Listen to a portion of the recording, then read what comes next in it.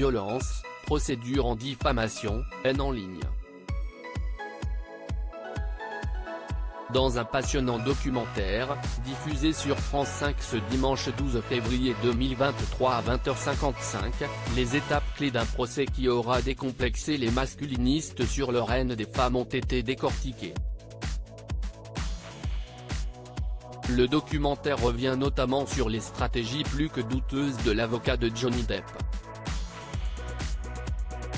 C'est un procès de star qui n'a assurément rien de people. Derrière la procédure en diffamation, sur fond de violence conjugale, qui oppose Johnny Depp à son ex-épouse, Amber Heard, une autre bataille se joue. Sur Internet, où l'audience est retransmise et commentée en direct, l'affaire est investie par une sphère réactionnaire très active en ligne, les masculinistes. Ces militants, qui s'appuient sur une idéologie anti-féministe, inondent le web de messages de haine et de dénigrement à l'encontre de Amber Heard. Si est-il l'objet de l'affaire Johnny Depp-Amber Heard, la justice à l'épreuve des réseaux sociaux, documentaire diffusé par France 5 ce dimanche 12 février 2023 à 20h55. Fake news, vidéos parodiques, intimidation, tous les moyens sont bons pour discréditer ses propos et donc, la cause des femmes. Et à ce jeu-là, l'avocat de l'acteur a été particulièrement bon. Johnny Depp, Amber Heard. Et les masculinistes, nous sommes à la fin de l'année 2018, dans le sillage du mouvement #MeToo.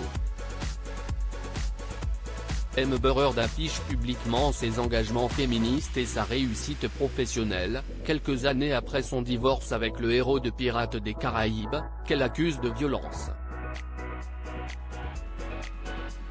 Cela ne plaît pas aux masculinistes pro-Depp, qui la persécutent quotidiennement en ligne. Tenue à la discrétion par son précédent procès, elle ne dit pas le harcèlement qu'elle subit mais finit par le dénoncer dans une tribune publiée dans le Washington Post. Cela ne passe pas auprès de Johnny Depp, qui l'attaque pour diffamation. Pour mener ses actions en justice, la star de Hollywood s'appuie sur son avocat, un certain Adam Waldman. Sa mission, sauver la carrière de l'acteur et redorer son image. Selon Marie Pelletier, historienne spécialiste du complotisme, le procès en diffamation est une technique masculiniste de base, l'occasion de montrer qu'une femme ment, pour en déduire que toutes les femmes mentent. Un argument dont va abuser cet avocat aux méthodes peu recommandables. Quand l'avocat passe à l'offensive car début 2020, l'affaire Depp Heard ne fait plus la une. Adam Waldman cherche donc ailleurs des relais d'influence et se rapproche de youtubeurs masculinistes. Une stratégie habile, car beaucoup de gens ont déjà le réflexe de penser que les médias généralistes mentent, explique l'historienne. Parmi ces vidéastes, qui se sont fait une spécialité des enquêtes en ligne, il en est un qui s'illustre particulièrement, caché derrière le pseudo Tattbriand Fella, l'homme consacre toutes ses vidéos à l'affaire. Au point d'assurer à l'IV 2020 avoir en sa possession une preuve indiscutable de la culpabilité de Amber, un extrait audio d'une dispute du couple où seule Amber Heard serait violente.